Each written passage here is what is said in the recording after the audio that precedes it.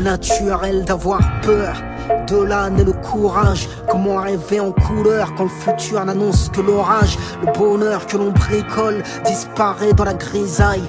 Que nos espoirs s'isolent de la folie qui les cisaille. Ensanglantés d'amertume, des journées de ténèbres aux aurores teintées de brume, exhument des rancunes funèbres. Une chorale de sanglots chantonne nos afflictions, transporte nos fardeaux, fredonne nos désolations. La haine nous fait du pied, nous propose une danse mortelle et rythmée au tempo de nos vengeances. Si les rêves de paix sommeillent certainement chacun, on peut perdre son humanité dans un labyrinthe de chagrin. Comment raisonner face aux soldats de la démence? La peur nous fera prisonniers des ennemis de la clémence, architectes de la destruction, maçons de l'horreur, cultivateurs d'abomination qui confondent beauté et laideur, mémoire et aigreur, désir de justice et fureur, tirent sur la foule des balles aussi aveugles que leur cœur, plongés dans l'excès, noyés dans la vanité. Les plus ignorants se croient l'élite de l'humanité. Les folies de la colère nous révèlent à nous-mêmes. On sait ce que l'on tolère, qu'une fois face à l'extrême, un seul tonnerre de violence assourdit nos beaux discours et nous voilà prêts à jeter la France dans la guerre civile d'Éric Zemmour. C'est le jeu de la division, du commerce, de la terreur. Comment faire sombrer la nation dans la déraison, puis l'horreur. Des chefs d'orchestre sordides instrumentalisent nos peines de piètres cupides qui détestent plus qu'ils n'aiment. Ceux qui désirent l'affrontement souvent ignorent sa réalité. Leur arrogance n'a d'égal que leur lâcheté. Ils soufflent sur des braises planquées dans leur confort, nous chantent la Marseillaise tant que la mort reste inodore. Ils pensent la guerre mais ne porteront jamais le treillis. Quand on manquera de cimetière, ils fuiront le pays, le laissant livrer à lui-même. À feu à sang, derrière les couleurs du drapeau se cachent ses ennemis de la nation. Semeurs de troubles, fourbes, névrosés, cracheurs de venin, au cœur sclérosé, racistes décomplexés qui conceptualisent la haine. Mais même les nazis avaient leur propre intellectuel. Tirons des leçons du passé. Y'a même pas 100 ans, l'impensable est devenu vérité.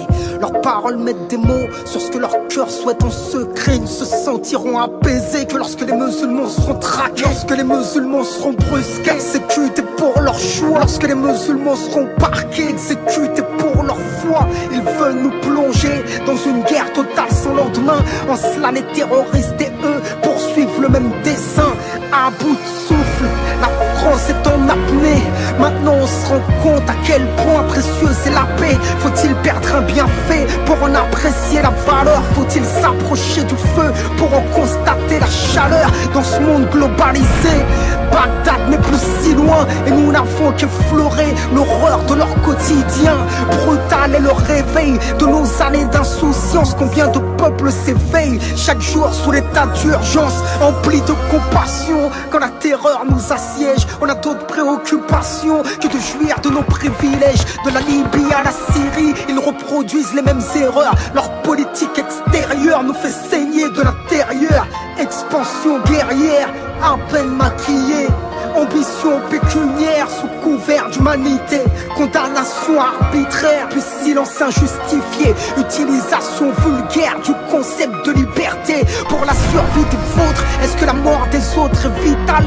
Des frappes chirurgicales à bon sur un hôpital. Comment condamner ici tout en finançant là-bas? Nous sommes otages de vos jeux de pouvoir que vous faites passer pour des combats. Du sang sur les mains, du pétrole dans la rétine. Les prétendus droits humains, chaque jour ils les piétinent, soutiennent ceux qui les combattent, combattent ceux qu'ils soutiennent.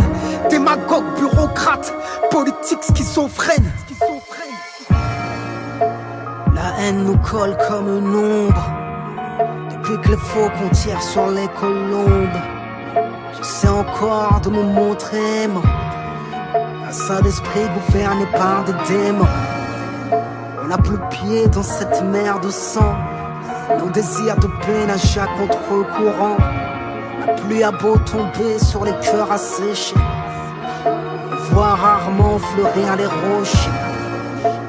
La paix n'est qu'un cessez-le-feu, car certains rient de ce qui nous émeut, pendant que les fous tailladent des innocents.